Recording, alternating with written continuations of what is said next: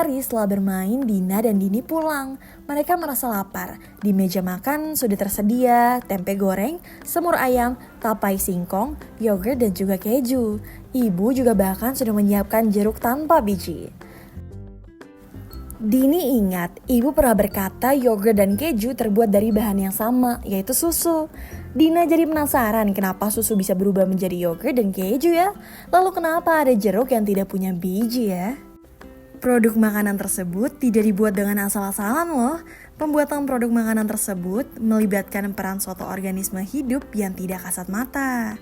Aneka makanan tersebut merupakan suatu contoh produk bioteknologi. Teman-teman pasti ingin tahu seperti apa bioteknologi itu kan? Yuk simak uraian berikut.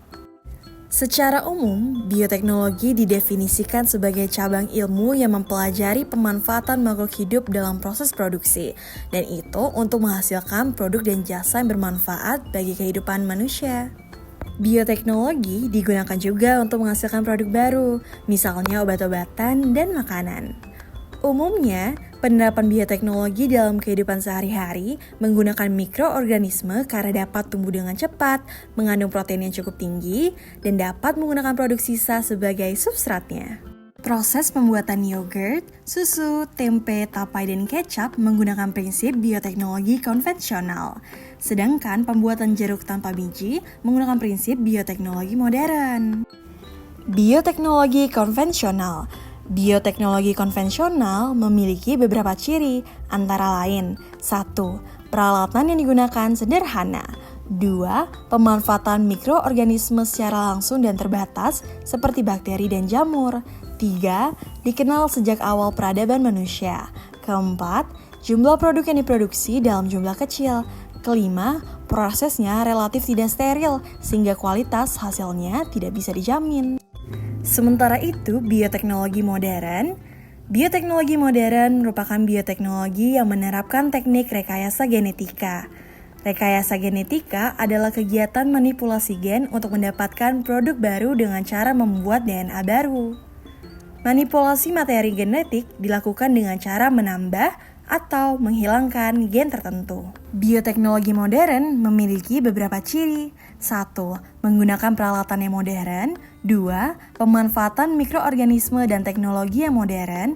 3. Menggunakan teknik rekayasa genetika. Bioteknologi bisa dipakai dalam berbagai bidang loh, misalnya bidang pangan, pertanian, peternakan, sampai kesehatan. Dalam bidang pangan, bioteknologi dapat menciptakan jenis makanan baru atau menambah nilai gizi pada makanan. Beberapa mikroorganisme dapat dimanfaatkan untuk membuat produk yang diolah dari susu, antara lain yogurt, keju, dan mentega. Yang berasal dari non-susu antara lain kecap, tempe, tape, dan minuman beralkohol seperti anggur dan tuak. Berikut contoh makanan atau minuman dengan memanfaatkan mikroorganisme melalui proses fermentasi dalam proses produksinya terangkum dalam tabel berikut. Bioteknologi pertanian. Pada bidang pertanian, bioteknologi bertujuan 1. Hasil panen melimpah dan menambah nilai gizi bahan pangan. 2. Tahan hama, tahan gulma dan tahan cuaca. 3. Buah yang dihasilkan tidak mudah busuk. Tanaman transgenik yang dibuat dengan cara rekayasa genetika, contohnya adalah tanaman transgenik yaitu jagung transgenik yang produksinya lebih tinggi dan tahan hama. Buah-buahan tanpa biji seperti semangka dan jeruk juga menghasilkan sifat yang unggul pada tanaman. Bioteknologi juga dapat memperbanyak bibit tanaman dengan cepat, efektif, dan berkualitas. Prosesnya disebut dengan kultur jaringan. Kultur jaringan merupakan teknik memperbanyak tanaman dengan cara menumbuhkan jaringan tanaman di dalam medium buatan. Medium buatan tersebut harus kaya nutrisi dan hormon, sehingga juga berada dalam kondisi steril dan memungkinkan jaringan tersebut tumbuh dan menjadi sebuah tanaman yang utuh. Di bidang peternakan, bioteknologi telah banyak dimanfaatkan untuk meningkatkan produktivitas ternak, berupa vaksin, antibodi, hormon pertumbuhan yang merangsang pertumbuhan hewan ternak melalui rekombinasi DNA, hingga menjadi bentuk-bentuk rekayasa genetika untuk meningkatkan produksi. Dalam bidang peternakan, bioteknologi bertujuan untuk mendapatkan kualitas ternak yang unggul. Misalnya, hewan ternak yang memiliki banyak daging dan susu dan juga telur dengan kualitas yang sangat baik. Selain melalui rekayasa genetika, ada cara lain yaitu teknologi cloning atau transplantasi inti, di mana teknik ini mencangkokkan inti sel dari suatu individu pada sel telur. Tentunya dilakukan tanpa inti yang bertujuan untuk menghasilkan organisme duplikat yang mirip dengan induknya. Teknologi cloning telah ditemukan pada tahun 1997 oleh Dr. Ian Walmut, seorang ilmuwan Skotlandia, dengan menjadikan sebuah sel telur domba yang telah direkayasa menjadi seekor domba tanpa pejantan atau tanpa perkawinan. Domba hasil rekayasa ini, ilmuwan Skotlandia menyebutnya sebagai Dolly. Dalam bidang kesehatan, bioteknologi dimanfaatkan antara lain untuk obat-obatan.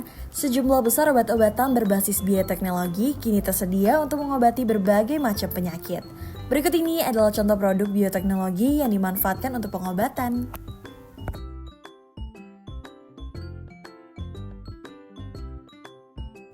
Di balik manfaat bioteknologi yang begitu banyak, bioteknologi juga mungkin memberikan dampak negatif. Salah satunya di bidang pertanian, di mana penggunaan tanaman transgenik dapat mengakibatkan punahnya makhluk hidup dalam suatu organisme dan bahkan berkurangnya keanekaragaman pada tanaman.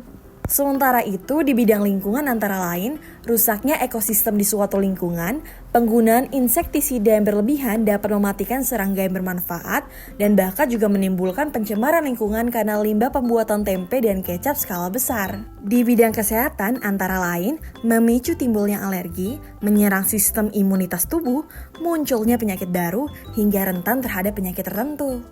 Setelah mempelajari bioteknologi, kita jadi bersyukur ya dengan pengetahuan ini, kita bisa menghasilkan produk yang bermanfaat dan juga berkualitas baik. Namun, bioteknologi harus digunakan secara bijak agar keseimbangan ekosistem dan keanekaragaman hayati tetap terjaga dengan baik.